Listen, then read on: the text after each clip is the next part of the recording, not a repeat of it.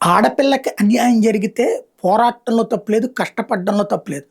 ఆ ఆడపిల్లే అన్యాయం చేస్తే, ఆ అన్యాయం చేసిన ఆడపిల్లకి అండగా నిలబడి, న్యాయం కోసం కొట్లాడినటువంటి పోలీసు అధికారులను తీసుకెళ్ళి జైళ్ళల్లో పెట్టి, ఆ పైన వాళ్ళని రాజకీయ కోణంలో సస్పెన్షన్ల పేరుతో ఏళ్ల తరబడి జీతాలు లేకుండా, హోదాలు లేకుండా వేధించి, ఇప్పుడు అసలు నిజం బయటపడ్డాక దాన్ని కవర్ చేసుకురావడానికి అబ్బెబ్బే అని కవర్ చేస్తూ పొరపాటేమీ లేదు అని చెప్పే ప్రయత్నం ఈనాడు జ్యోతి ద్వారా చేయడం సిగ్గుచేటు.